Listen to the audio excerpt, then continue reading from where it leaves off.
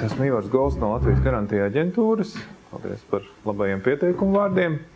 Domāju, kolēģi ir tādiem lieliem triepieniem jau uzzīmējuši to bildi, ar kuru uzņēmējiem ir jāsaskarās eksportējot savas preces. Un es droši vien pakavēšos un varbūt papildināšu šo bildi ar tādiem dažiem nelieliem triepieniem ar to, ko var šajā bildē pienest klāt vēl Latvijas garantija aģentūra. Tātad, situācijā, kad jūs esat mēģinājuši sarunāt ar saviem partneriem kaut kur ārvalstīs par to, lai būtu priekšapmaksa, partners tam nav piekritis. Jūs esat gājuši uz banku, mēģinājuši dabūt akreditīvu, taču jūs esat konstatējuši, ka ir situācija, ka tās zemes banka, kurā jums ir partneris un viņa pārstāvošā banka, un jūsu banka savā starpā nevar komunicēt, nesakomunicējās. Jums varbūt ir piedāvāts ņemt kādu augstāku līmeņu banku, jeb tā saukto Prime Bank, taču tas nav kaut kāda apsvēruma dēļ bijis izdevīgi, tātad ar akreditīvu jūs to arī nevarat nokārtot. Jūs esat gājuši pie komerciāliem apdrošinātājiem, jums kaut kas pie komerciālā apdrošinātāja nav paticis, vai nu neesat vienojušies par to, ka viss portfels ir jāapdrošina, jūs esat gribējuši varbūt kādu mazu daļu no tā, vai arī pēc komerciālā apdrošinātāja iekšējām vadlīnijām nedrīkst apdrošināt uz kaut kādu konkrētu valsti vienā vai citā brīdī. Tad paliek pēdējā iespēja, šī nišas iespēja Latvijas garantija aģentūra ar savu eksporta kredīta garantiju. Tātad mēs kā valsts institūcija atbalstām, protams, Latvijas uzņēmējus. Tātad mūsu garantija var tikt piemērot Latvijā ražoto preču eksportam. Mēs skatāmies, to mēs pārbaudam tādā veidā, vai ir izcelsmes certifikātā norādīta Latvija.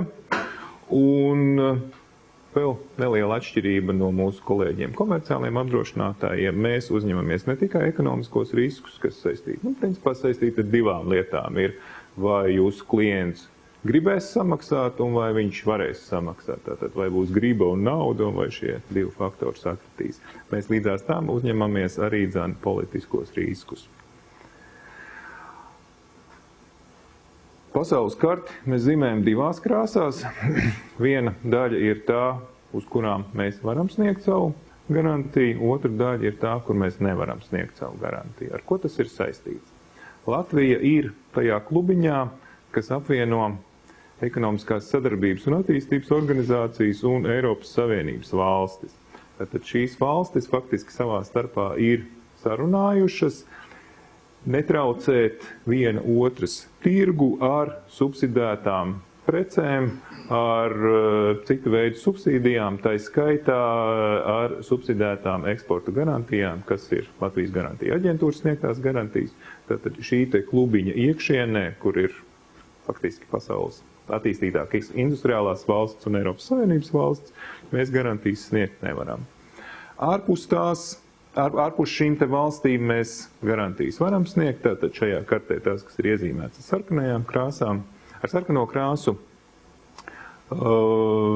vispopulārākās ir, protams, bijušās Padomju Savienības valstis. Ir mums arī dažas valsts Āfrikā, uz kurām mēs esam snieguši garantijas. Jā, tātad šīs te nišas valstis, uz kurām jūs visticamāk vai samērā bieži neatradīsiet atbalstu ne no bankām, ne no komerciāliem apdrošinātājiem. Mūsu garantija ir subsidēta. Tad pirmām kārtām jau priekšrocība ir tā, ka var saņemt garantijas segumu uz šīm valstīm. Protams, ja ir pārbaudāms pircējs šajās te valstīs, un mēs sadarbojamies ar komerciāliem apdrošinātājiem informācijas iegūšanā par šo pircēju, tad ja šī pircēja finansiālie dati ir pietiekami, lai mēs spētu novērtēt risku, mēs šo risku arī iecenojam cenā, ņemot vērā gan to, cik ilgi ir šī te piegāde, un arī cik liels ir šīs te pašas valsts riska rētings. Tipiski mūsu prēmijas likme ir apmēram no 0,5 līdz 1,5%, tātad teorētiski tā var svārstīties no 0,28 līdz 3,27%. Maksimālā summa, ko mēs varam apdrošināt vai nu vienam debitoram vai vienai darījuma sērijai, ir 1 miljons eiro. Un mēs varam apdrošināt līdz 90% no darījuma riska, tad minimālais pašrisks, kas būtu jāuzņemās pārdevējiem, 10%. Uzreiz jāteic, ka lai gan teorētiski pieļaujamā summa ir apmēram miljons, mēs parasti izvērtējam to, cik tad uzņēmumam būtu reāls seguma līmenis nepieciešams, faktiski vadoties pēc tā, cik daudz kravas uzņēmums noteiktā laika periodā nosūta šim savam klientam. Un nereti ir situācija, ja uzņēmums pirmo reizi atnāk pie mums uz garantiju aģentūru, mēģina varbūt lūgt segumu par visu gada laikā piegādājamo preču klāstu, tad mēs apskatāmies un iesākumā vistipiskāk iedotu segumu uz 1 vai uz 2 mēnešiem, vai uz dažām kravām, kas būtu jānosūta, un tad jau izveidojās kaut kāda sadarbības vēsture, tad pēc pusgada, pusotra, mēs varam atkārtot skatīt Latvijas eksportētājam lūgumu palielināt kredītlimitu noteiktam pircējam. Tad garantijas termiņš ir 2 gadi. Tas ir faktiski tas laiks, kurā starptautiski tiek noteikts, ka šīs ir pirkšanas pārdošanas operācijas, jeb tā sauktā īstermiņa eksporta kredīta garantijas. Uzņēmējs pamatā sadarbojās ar mums, ar garantiju aģentūru, iesniedzot pieteikumu. Mēs izskatām šo pieteikumu. Ja ir pietiekama informācija, novērtējam pircēja risku un izsniedzam savu piedāvājumu uzņēmējam, un tad uzņēmums 3 mēnešu laikā var noslēgt eksporta darījumu līgumu, un pēc tam jau notiek šī te paša garantijas dokumentārā noformēšana.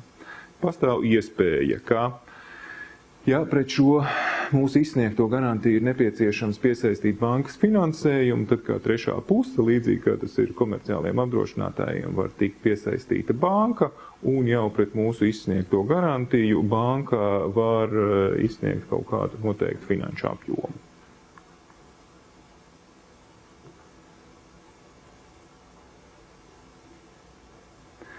Tātad mēs sadzam atlikto maksājumu līdz 2 gadiem, 720 dienām.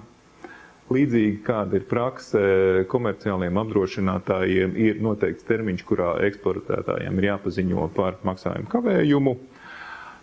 Arī tāpatās, kā tas ir starptautiskā komerciāla apdrošinātāja praksē pieņemts, pirmajā brīdī eksportētājs pats to darbojās ar parādu apgūšanu. Ja tas neiedarbojās, tad šis parāds jau nonāk mūsu pārziņā. Un mēs tad cenšamies sadarboties ar kādu juridisku vienību, kas specializējas parādu atgūšanā noteiktā valstī. Tātad tā praksa ir ļoti līdzīga. Paldies! Tas bija īsumā viss no manas puses. Tātad šī te mazas piešpricītes lielajā bildē.